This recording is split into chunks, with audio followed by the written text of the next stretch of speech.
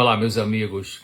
É um prazer estar com vocês de novo aqui com um tema interessante hoje nesse vídeo e eu vou seguir aqui. Tem vários textos que eu vou citar para vocês, vou dar as referências para quem quiser pesquisar depois. E o tema de hoje é a relação entre religião e saúde. Deus, nosso Criador, nos fez com a dimensão física, mental, social e espiritual. Nós somos assim, tendo ou não uma religião, nós seres humanos. Então a saúde envolve o desenvolvimento dessas 4 áreas indivisíveis, né? Essas conectadas, a parte física, a parte mental, a parte social e a parte espiritual. E o componente espiritual para a boa saúde não é a religiosidade, mas a espiritualidade. Existe uma diferença entre religião e espiritualidade, entre religiosidade e espiritualidade. Muitas pessoas religiosas não são espirituais. E muitas pessoas espirituais não são religiosas, no sentido assim de serem membros de uma denominação. Um exemplo bíblico disso é o centurião de Cafarnaum, aquele militar, né? Que ele não tinha nenhuma religião e ele pediu a Jesus que curasse um servo dele. E ele ajudava os judeus, ele era sincero, era uma pessoa espiritual, embora não tivesse uma religião, era pagão. E a autora que eu gosto de citar, Ellen White, ela fala desse indivíduo, desse centurião, ela fala assim, no livro A Ciência do Bom Viver, página 63. Ela diz: tudo quanto havia de espiritual nele, no centurião, correspondia às palavras do Salvador. Ou seja, aquele centurião, aquele militar, ele tinha uma mente aberta ao Espírito Santo, que vinha fazendo dele uma pessoa espiritualizada, embora não religiosa. Você pode ter nascido na igreja A, B, C ou D, na igreja certa, mas estar nela há anos de uma maneira errada, por não ter espiritualidade, talvez por ter se apegado à tradição, ou fazer orações decoradas, e ir à igreja só por costume, só para receber, ou para não ficar com culpa, né? Quem sabe também orando a Deus para que Ele abençoe os seus planos, em vez de pedir que Ele mostre quais são os planos dele para a sua vida pessoal ou para a igreja. Então, saúde física, mental, depende da saúde espiritual, mas no sentido de espiritualidade ou religião prática. Um professor de neurologia da USP, Universidade de São Paulo, numa entrevista numa rádio sobre doença de Alzheimer, ele disse que para prevenir a enfermidade, na doença de Alzheimer, é preciso, entre outras coisas, olha, interessante, não foi um psicólogo nem um psiquiatra, foi um professor de neurologia. Ele disse que para prevenir a doença de Alzheimer é importante, primeiro, não guardar ressentimentos. Segundo, envolver-se num trabalho filantrópico genuíno. E terceiro, cultivar gratidão. Eu vou repetir, não guardar ressentimentos, se envolver em trabalho filantrópico, gratuitamente genuíno, e cultivar gratidão. Ao fazer isso espontaneamente, de coração, se está vivendo a religião de Jesus, porque haverá uma espiritualidade. E essa senhora White, que é uma serva de Deus inspirada, olha só o que ela fala sobre religião. A verdadeira religião consiste em se colocar sob a orientação de Deus em pensamentos, palavras e ações. Isso está no livro Refletindo a Cristo, página 106, publicado em 1986. Um outro texto que está no livro, que é a melhor biografia de Cristo, considerada assim pela Biblioteca Nacional de Washington. O livro chama-se O Desejado de Todas as Nações, na página 497. Está escrito assim: na história do bom samaritano, ilustra Cristo a natureza da verdadeira religião. Mostra que consiste não em sistemas, credos ou ritos, mas no cumprimento de atos de amor, no proporcionar aos outros o maior bem, na genuína bondade. E eu vou ler aqui na minha tela um outro texto ainda também dela, da Review and Herald, uma revista americana, de 10 de junho de 1902. ela escreveu assim: a religião de Cristo significa mais do que perdão dos pecados. Significa que o pecado é removido e que o vazio é preenchido com o Espírito Santo. Significa que a mente é iluminada por Deus, que o coração é esvaziado do eu e cheio da presença de Cristo. Linda definição de religião, né? Tempos atrás eu recebi do Dr. Harold Koenig. Ele é um professor de psiquiatria e ciências do comportamento da Faculdade de Medicina da Universidade Duke, na Carolina do Norte. Ele enviou um capítulo de um livro chamado, traduzindo para o português, foi publicado em 2007. Esse livro é Dimensões Espirituais no Cuidado da Saúde. Que ele preparou esse capítulo e ele revisou com o título de esse livro, um livro completo com esse capítulo, né? O livro chama-se Religião, Espiritualidade e Saúde, Compreendendo os Mecanismos. Nesse livro, ele publicou esse capítulo, que é chamado de Dimensões Espirituais do Cuidado da Saúde.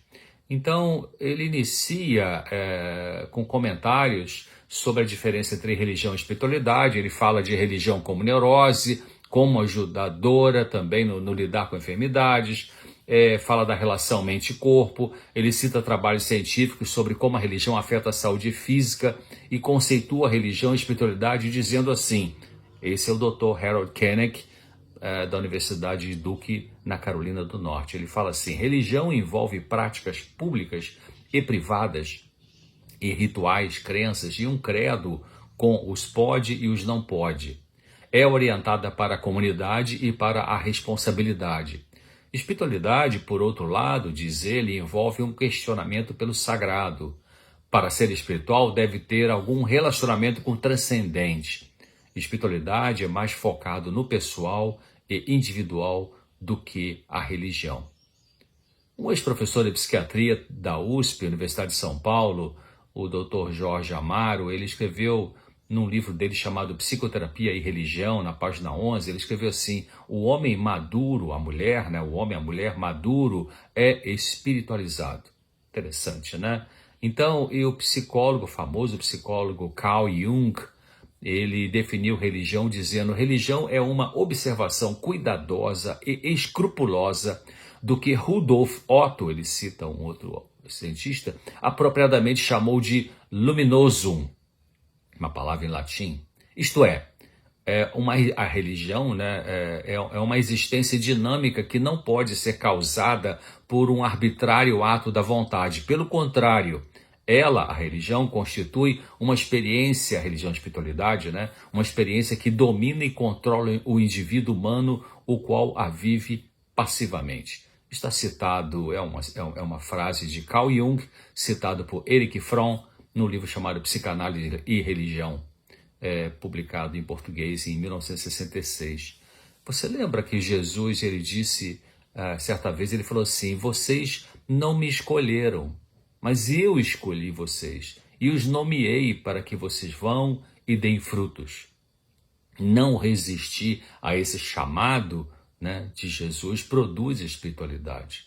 Veja que ele fala de dar frutos. Então, responder ao chamado de Jesus sem dar fruto é viver só a religião. Dar frutos é viver a espiritualidade. O psicólogo ainda, Carl Jung, ele diz que religião é uma experiência que domina, né? Eu citei o texto aqui completo, mas um pedacinho do texto, ele fala assim: religião é uma experiência que domina e controla o indivíduo humano, a qual vive passivamente. Essa é a religião no sentido de espiritualidade, né? É como Paulo, o apóstolo Paulo descreve lá na Bíblia, na sua carta aos Romanos, capítulo 8, versículo 1, carta de Paulo aos Romanos, capítulo 8, versículo 1, lá está escrito assim: os que estão em Cristo Jesus, que não andam segundo a carne, segundo a religião, mas andam segundo o Espírito Santo. Então existe muita diferença entre estar em Cristo Jesus e estar na igreja. Uma coisa, infelizmente, não é necessariamente igual à outra. E essa escritora que eu cito, a Sharon White, ela fala dessa qualidade de religião como resposta ao chamado do Espírito Santo, dizendo assim: Está no livro O Maior Discurso de Cristo, página 131. Deus está buscando você, e o próprio desejo que você experimenta de se achegar a Ele não é senão a atração do seu espírito, do Espírito de Deus, né? Ceda a essa atração. Então, interessante isso, né? Você tendo algum desejo espiritual, isso é sinal que Deus está trabalhando com você e está te atraindo para essa dimensão da vida. A religião e a espiritualidade é a única que preenche o nosso ser com alegria genuína que vem do Senhor, como está lá em Salmo 43, 4. Aliás, é interessante, eu tenho aqui a minha Bíblia na minha mão, uma Bíblia que eu uso diariamente. Então, o Salmo, eu vou abrir aqui porque tem uma coisa interessante nessa Bíblia. Aqui então no Salmo 43, versículo 4, na minha Bíblia diz assim, Salmo 43, versículo 4, diz assim: então irei ao altar de Deus, do Deus que é a minha grande alegria, e com harpa te louvarei, ó Deus, Deus meu. Mas aqui tem um asterisco dizendo para eu ir no pé da Bíblia, ali no rodapé, que tem uma nota ali. E ali está dizendo que o original hebraico desse salmo, né, que não é, então irei ao altar de Deus, do Deus que é a minha grande alegria. O original hebraico não é do Deus que é a minha grande alegria. Sabe qual é o original hebraico? Do Deus que é a alegria da minha alegria. Interessante isso, né? Então a alegria verdadeira, ela vem da espiritualidade, né? Vem da manifestação de Deus na nossa vida, que é diferente da alegria do mundo, né? Que é passageira e que muitas vezes é ligada a situações corruptas, etc. Então, é muito importante isso, porque, você veja bem, Karl Marx, no século XIX, ele disse que a religião é o ópio do povo. Uma mensagem infeliz e equivocada, né? E o Dr. George Wayland, que é um psiquiatra da Universidade de Harvard, ele diz assim, eu vou ler aqui, essa é uma frase de um trabalho que ele apresentou no 13º Congresso Brasileiro de Alcoolismo. Um título do trabalho que ele apresentou chama-se Alcoólicos Anônimos, Culto ou Pílula Mágica. Então o Dr. Wayland, psiquiatra de Harvard, ele fala assim, os opioides produzem a mesma sensação de paz oceânica que encontramos no profundo encontro espiritual do êxtase religioso. A famosa declaração de Karl Marx, aquela que a religião é ópio do povo, pode disfarçar um princípio terapêutico extremamente importante.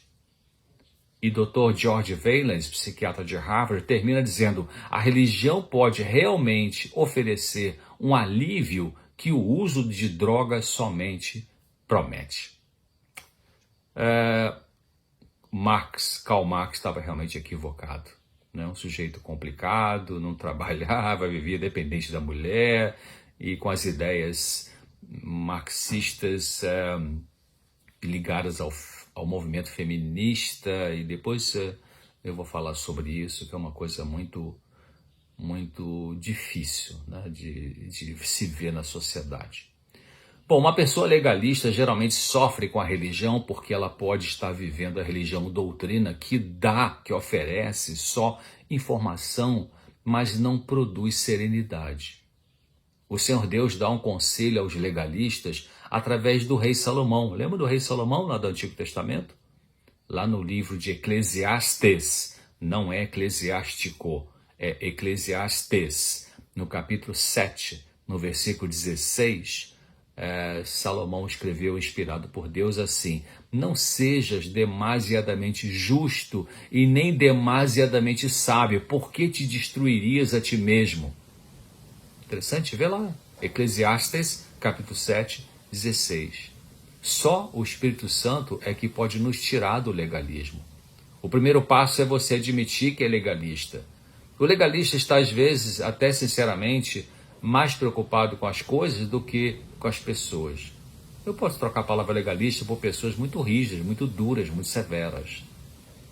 O terceiro passo, então, primeiro, é a pessoa admitir que ela é legalista. O segundo é acreditar que Jesus perdoa e está disposto a curar o indivíduo legalista. E o terceiro passo é entregar a vontade e a vida a Deus, escutar a voz dele, obedecê-la prontamente, mesmo que vá contra inclinações e desejos pessoais. O apóstolo Paulo, ele era muito legalista lá no início da carreira cristã dele, muito sincero. Ele admitiu que era, ele reconheceu o seu erro, ele agiu com humildade após o quebrantamento, porque antes ele era autoritário, agindo como dono da verdade. Mandava perseguir os cristãos, mandava matar, enfim. Jesus flexibilizou o coração de Paulo a ponto dele posteriormente dizer alguma coisa maravilhosa, como aquilo que ele escreveu na sua carta aos Coríntios, na primeira carta de Paulo aos Coríntios, capítulo 1, e os versículos de 27 a 29. Repetindo, 1 Coríntios, capítulo 1, 27, 28 e 29. Paulo escreveu assim: Deus escolheu as coisas loucas deste mundo para confundir as sábias, e Deus escolheu as coisas fracas desse mundo para confundir as fortes, e Deus escolheu as coisas vis desse mundo e as desprezíveis e as que não são para aniquilar as que são, para que nenhuma carne se glorie perante ele. Bonito texto, né? Então existem pessoas que tentam cumprir freneticamente uma série de requisitos religiosos durante o sábado, mas não se sentem felizes. O que se passa com elas?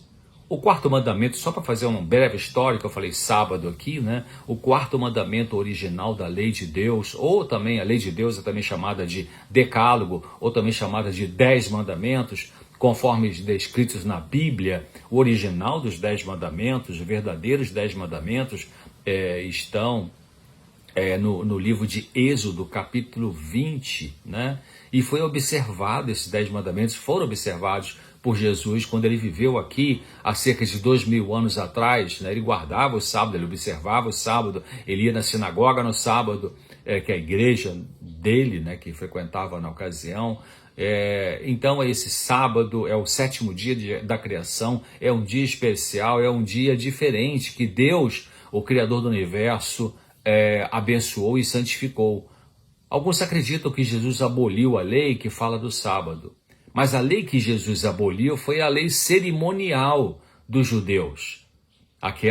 Lembra aquela lei que regia todo o serviço do templo, né? Lá do templo de Jerusalém, como o oferecimento dos cordeirinhos e outras práticas ali.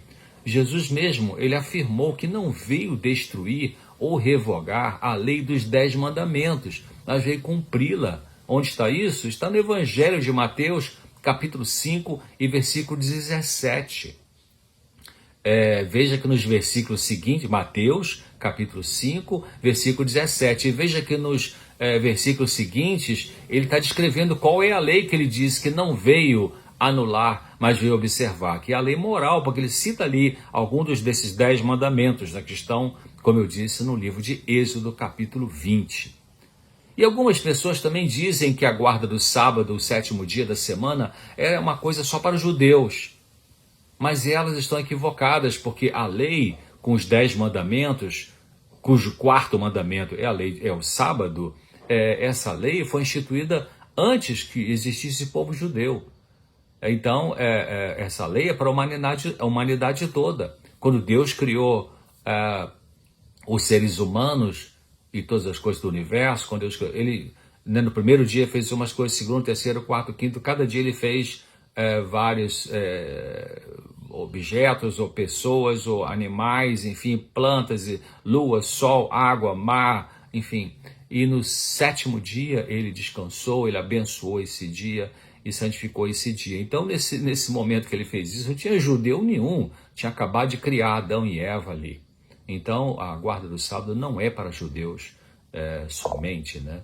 É para a humanidade, porque é o quarto mandamento da lei de Deus. Mas voltando, ainda na relação à observância do sábado como dia de guarda, ela só pode ser prazerosa se for vivida no Espírito Santo.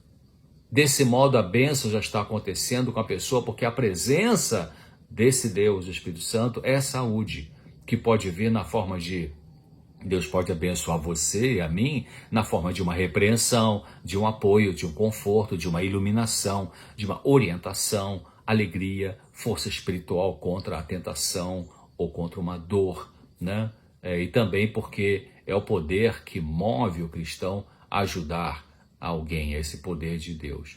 Então uma pessoa pode viver o sábado egocentricamente, mesmo com um cargo na igreja, se o motivo dela é se exaltar, se exibir e manipular.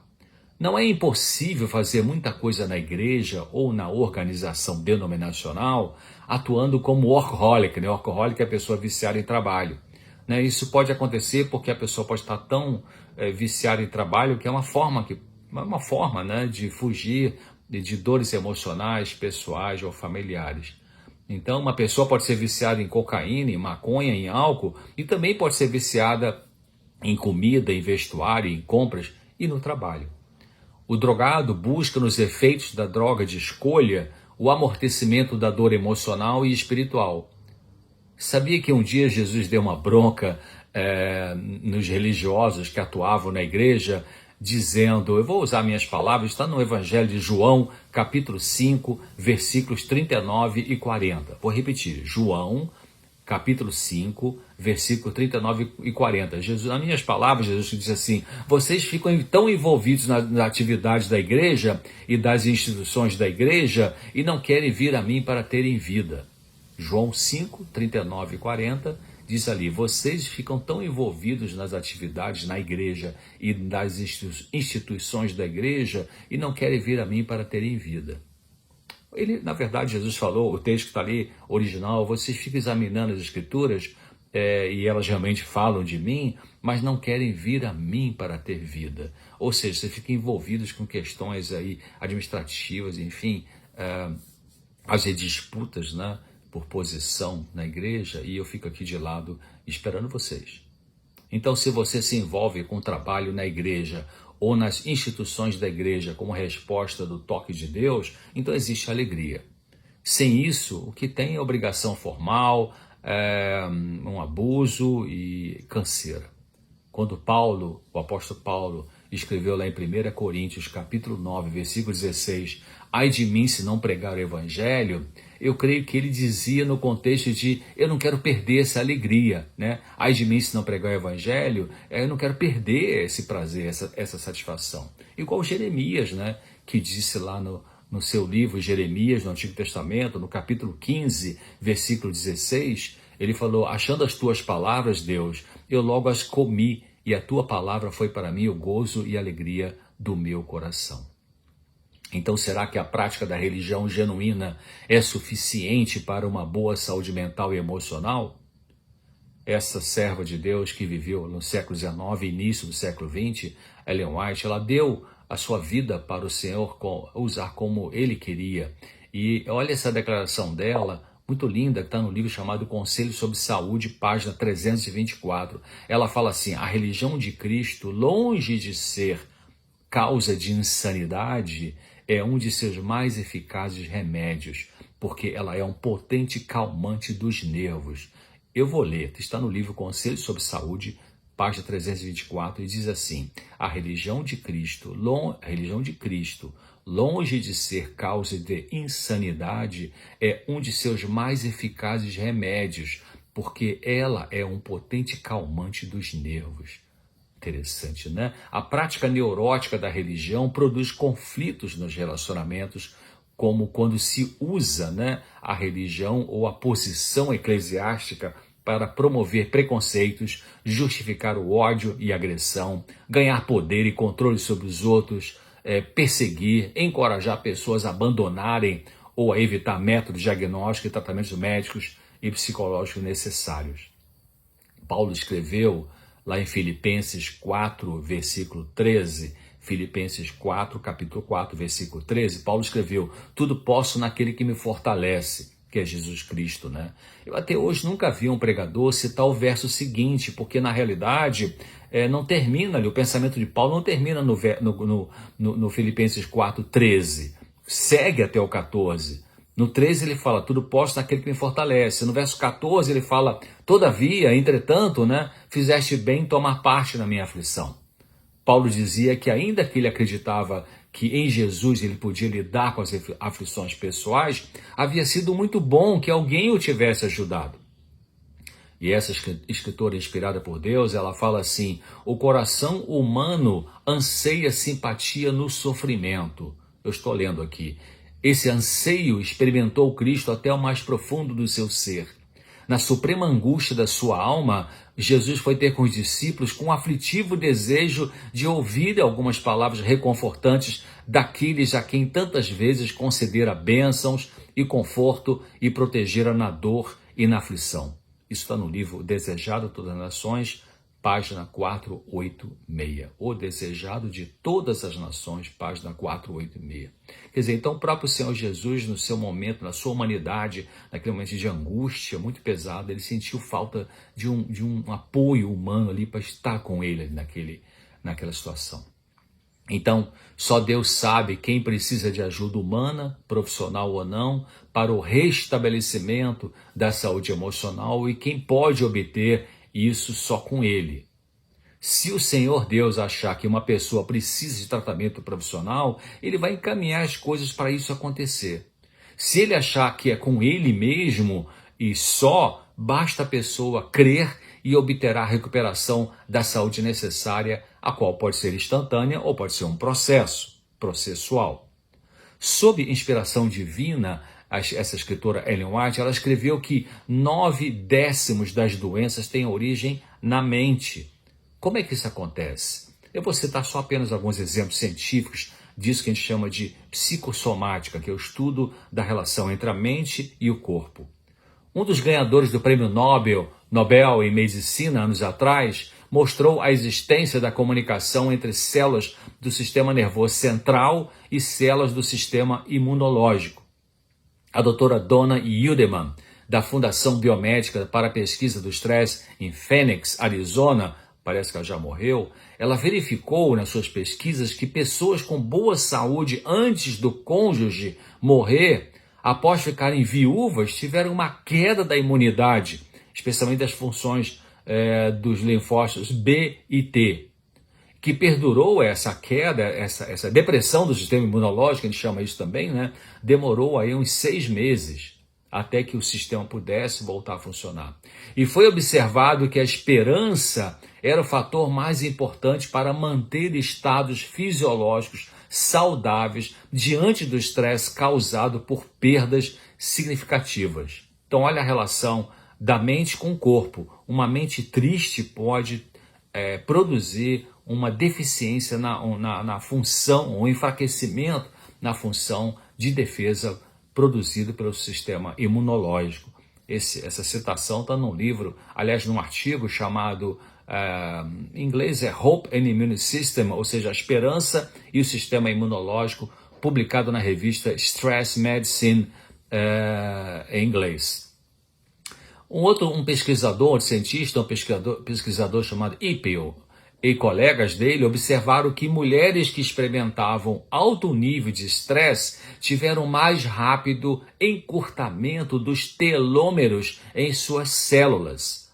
Telômero é a parte final do DNA, que facilita replicar quando a célula divide.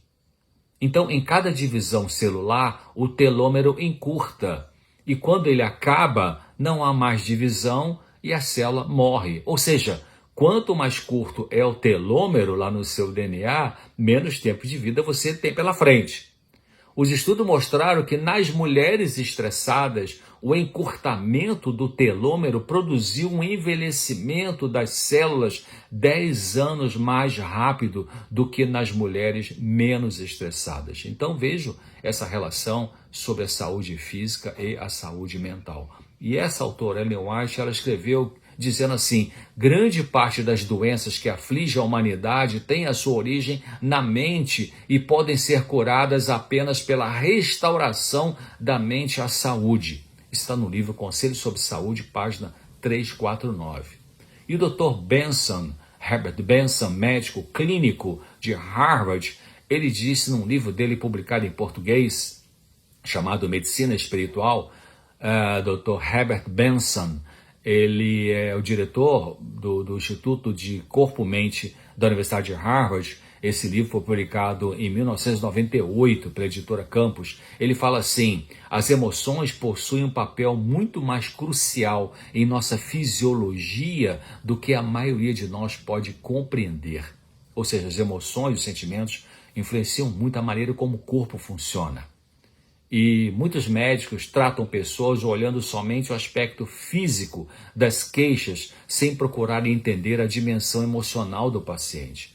E essa autora, de novo, White, ela explicou dizendo assim: existem muito mais pessoas do que imaginamos que estão doentes mentalmente. A depressão produz muitos dispépticos, pois o problema mental tem uma influência paralisante sobre os órgãos digestivos. Isso está no livro chamado Mente, Caráter e Personalidade, volume 1, página 63. Eu vou repetir. Ela falou assim que existe muito mais pessoas do que imaginamos que estão doentes mentalmente.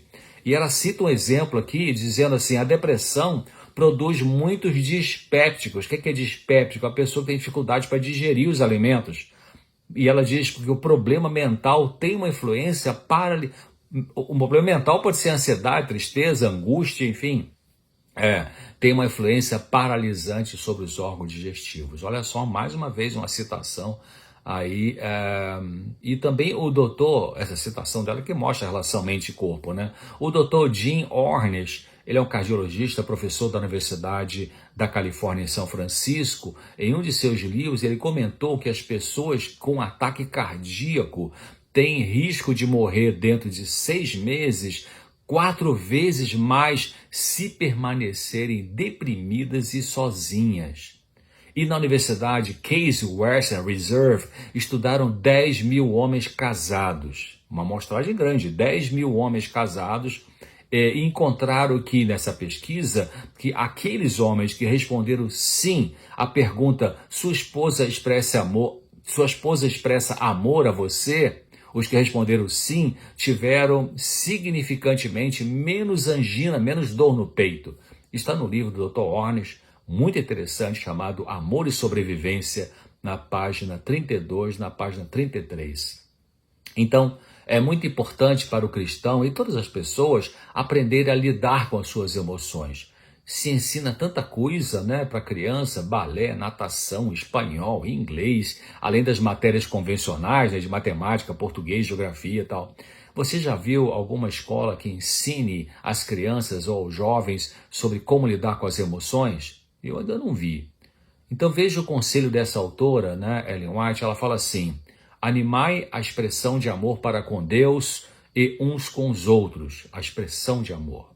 Anime a fazer isso. A causa de haver, continua ela dizendo, a causa de haver tantos homens e mulheres, ela cita os dois, né? Essa história de que a mulher é muito afetiva e o homem é frio, isso é relativo. Tem homem afetivo e tem mulher fria, né? Afetivamente falando. Então, a causa de haver tantos homens e mulheres endurecidos no mundo é que a verdadeira afeição tem sido considerada fraqueza, diz ela, sendo cerceada e reprimida. A parte melhor da natureza dessas pessoas foi sufocada na infância. E a menos que a luz do divino amor lhes abrande o frio egoísmo, para sempre arruinada estará a sua felicidade. Esse texto está no livro também, O Desejado de Todas as Nações, página 516. E ela diz ainda no livro Orientação da Criança, página 193, ela fala assim: as lições que a criança aprende durante os primeiros 7 anos de vida têm mais que ver com a formação do seu caráter, do caráter da criança, do que tudo que ela aprenda em anos posteriores. Então, esses são apenas alguns trabalhos científicos que eu coloquei aqui, alguns textos rapidamente mostrando a relação entre a mente e o corpo, entre saúde mental e saúde física, e conectado com a saúde espiritual. As pessoas geralmente querem saber se no processo de cura a fé e os remédios têm o mesmo peso. Deus recomenda a mudança de qualidade de vida para uma qualidade melhor, caso o indivíduo esteja praticando um estilo de vida não saudável. É isso, essa mudança do estilo de vida, é isso que previne a doença e promove a cura. É mais fácil, claro, tomar uma pílula, mesmo um fitoterápico, né, do que mudar o estilo de vida. O povo precisa compreender que nenhum remédio cura a causa, pois atua no sintoma e que cura, entender também que cura é diferente de tratamento. Cura é um processo de recuperação da saúde. Tratamento é algo para aliviar os sintomas. Então, inspirada por Deus, ela disse assim, essa autora, no livro Mensagens Escolhidas, volume 2, página 346. Os meios naturais usados em harmonia com a vontade de Deus produzem resultados sobrenaturais. Vou repetir, os meios naturais, caminhada, uso da água, do sol, alimentação natural, né? Às vezes um fitoterápico, uma massagem, enfim, uma hidroterapia, geoterapia, enfim. Os meios naturais usados em harmonia com a vontade de Deus produzem resultados sobrenaturais. Pedimos o milagre e o Senhor dirige a mente a algum remédio simples. Deus não nos dá nenhuma animação quanto a fazer por nós aquilo que podemos fazer por nós mesmos. As leis naturais, diz essa autora, têm de ser obedecidas. Interessante que eu lembrei agora aqui, não está no meu texto para compartilhar com você, mas lembrei, anos atrás eu comprei um livro bastante volumoso de Murray e Pisorno, 2 cientistas, e o livro chama-se Enciclopédia da Medicina Natural. E é interessante que tem um capítulo que ele fala assim, para ter saúde é simples, são 3 coisas, a alimentação natural, a atividade física, né, exercício físico e uma atitude mental positiva. Interessante, né? O Dr. George Wayland, que eu já citei, o psiquiatra de Harvard, ele fala assim no livro, esse livro é o do, no artigo que ele publicou, do artigo da palestra que ele apresentou no Congresso sobre alcoolismo aqui no Brasil.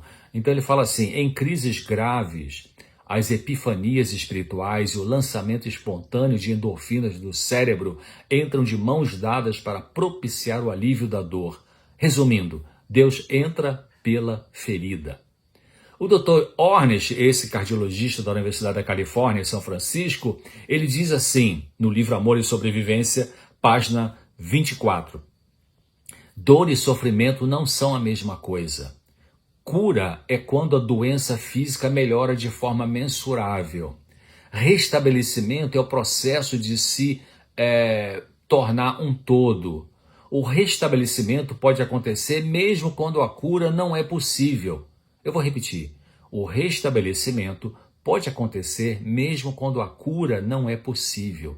Você chega a um ponto de reintegração e de profunda paz interior, no qual pode enfrentar a doença com menor temor e sofrimento, com mais clareza e compaixão.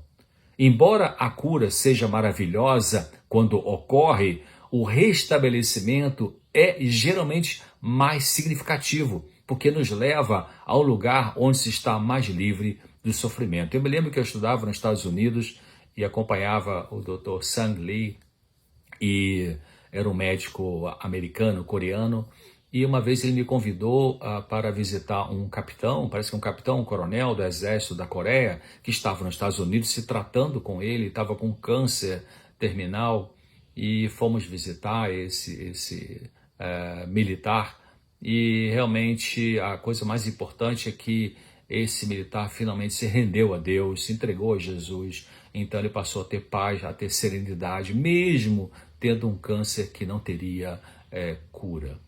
Então, por isso que aqui o Dr. Ornish, né, da Universidade da Califórnia, está dizendo, né, de que o restabelecimento pode acontecer mesmo quando a cura não é possível. Voltando à questão da observância do sábado, só um pouquinho, será que podemos ver a guarda do 7º dia da semana? Alguém já me perguntou isso, né? Será que podemos ver a guarda do 7º dia da semana como um fator de restauração do corpo e da mente? Olha esse outro texto aqui dessa autora que eu tenho citado, Ellen White. Ela fala assim, também nesse livro maravilhoso chamado O Desejado de Todas as Nações, página 210. Aliás, se você quiser, é a melhor biografia de Cristo que eu conheço. Você pode comprar direto no site da editora cpb.com.br. C de casa, P de publicadora, B de brasileira, CPB, cpb.com.br. O Desejado de Todas as Nações, página 210, está escrito assim: Deus quer que sejamos felizes e nos deu os preceitos da lei dos 10 mandamentos para que, obedecendo-lhes, possamos ter alegria. Interessante nesse texto. Então, os cientistas que estudam a cronobiologia verificaram que existe alguma coisa diferente no ritmo do 7º dia, ou chamado cientificamente de ritmo circasseptano.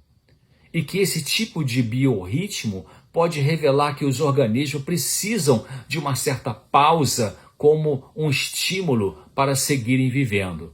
Não foi sem sentido, sem razão, que o Senhor Jesus disse lá em Marcos, Evangelho de Marcos, capítulo 2, versículo 27.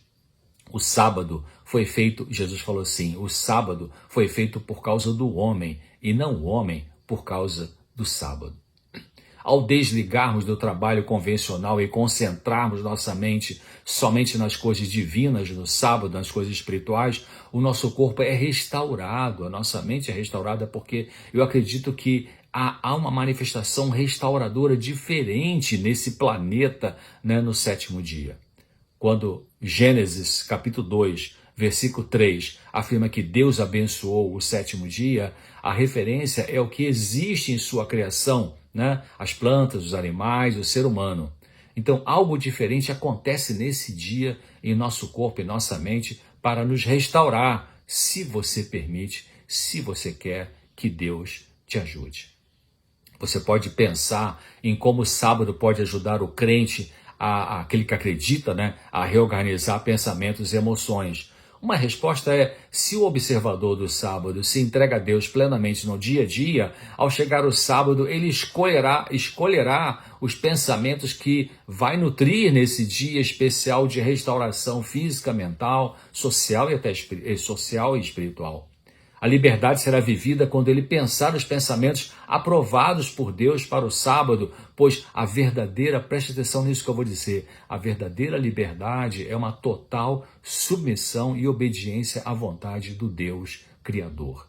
Os pensamentos produzem os sentimentos ou emoções e essas influenciam a saúde física. Portanto, o sábado pode nos ajudar a organizar os pensamentos e levá-los à dimensão maior, que é a espiritualidade, a busca da obtenção da mente de Cristo, Olha a mente de como o apóstolo Paulo escreveu na sua primeira carta aos Coríntios, capítulo 2 e versículo 16. Repito, 1 Coríntios 2, versículo 16, ele fala sobre ter a mente de Cristo. Então, o que pode contribuir para que a saúde mental, emocional de cristãos ou não cristãos esteja ruim? Por um lado, tem muita gente sofrendo emocionalmente nas igrejas e filosofias, e eu penso que isso pode estar ligado à falta do aprendizado de lidar com as emoções, com os sentimentos, com os seus pensamentos distorcidos, mesmo com recomendações que alguns podem ter sobre isso. Por exemplo, tem um texto aqui no livro Mente, Caráter e Personalidade, volume 2, página 617, que diz assim: é em misericórdia que o Senhor Deus, revela aos homens, aos seres humanos, seus defeitos ocultos. Ele deseja que examinem criticamente as complicadas emoções e os motivos de seu coração e detectem o que está errado, modifiquem a sua disposição e refinem suas maneiras. Quer dizer, Deus tem interesse de iluminar a nossa mente e mostrar nossos erros, nossas falhas, para que a gente possa buscar uma correção disso. Deus deseja, continua essa autora dizendo, Deus deseja que seus servos se familiarizem com o próprio coração. O coração é a parte mais profunda da mente, onde estão as nossas motivações, nossos desejos mais profundos. A fim, diz ela, de lhes levar um conhecimento verdadeiro de sua condição, permite ele, Deus, que os fogos da aflição os assaltem para que sejam purificados. Quer dizer, quando vem algumas aflições na nossa vida, Deus está permitindo, não está enviando, está permitindo que isso aconteça muitas vezes para a gente aprender, para a gente ser purificado, para a gente buscar uma espiritualidade que vai nos trazer uma cura. Mas mesmo as pessoas da igreja, com exceções, é claro, não querem pensar na dor emocional em geral. querem um remédio, né, comprimido, com xarope, enfim, né, uma injeção para resolver o assunto sem terem que examinar as complicadas emoções como Deus quer que você faça. E podem fugir disso durante muitos anos, até que um transtorno mental as atinge. A dor, seja angústia, tristeza, medo excessivo, dor física, psicossomática, é um alarme que indica que é tempo de parar e reavaliar a maneira como a pessoa está vivendo. Por outro lado, as pessoas religiosas podem ter melhores defesas contra certas aflições mentais. Podem, por exemplo, ter mais resistência no episódio depressivo em relação a cometerem suicídio. Ou pessoas religiosas que praticam uma religião, elas podem evitar o consumo de drogas melhor do que as que não praticam, né, não frequentam uma igreja, seja bebida alcoólica ou seja drogas ilícitas, porque a sua fé religiosa ajuda a evitar cair nessa situação. Eu queria terminar deixando um conselho meu, um dessa escritora inspirada, né, Ellen White, e um conselho da Bíblia nesse assunto de saúde, espiritualidade, religião. O meu conselho é: busque a espiritualidade, a conexão com Deus individual, diária e duradoura. Ao fazer isso de coração, profundamente, Deus vai te dar luz, a luz que você precisa para entender o caminho da obtenção da cura possível, seja física, emocional, do caráter, cura que pode envolver ou não uma ajuda profissional especializada. Então, o meu conselho é: busque a espiritualidade, essa conexão com Deus, que se faz como? Eu, como cristão, eu recomendo o texto bíblico, a oração, ajudar as pessoas a compreenderem a verdade, ajudá-las em alguma necessidade que elas têm, né? Então, isso é a busca de Deus. Agora, eu queria deixar também aqui um conselho dessa autora, Ellen White, que está num artigo em inglês chamado Sinais dos Tempos, The Sign of the Times, de 15 de fevereiro de 1905. É antigo, mas olha só, ela fala assim: deveríamos estudar a experiência da vida passada, estudá-la assim como nós estudamos as provas de um artigo, para encontrar os erros e anotá-los nas margens da página. Deveríamos fazer isso diariamente e anotar nossas faltas de modo que possamos evitá-las no futuro. Ela está falando de uma autoanálise, autoobservação. E um conselho que eu quero deixar aqui da palavra de Deus, da Bíblia, pode ser esse. Tem tantos, mas vou citar um, que está no Salmo 139, versículos 23 e 24, que diz assim: sonda-me, ó Deus, e conhece o meu coração.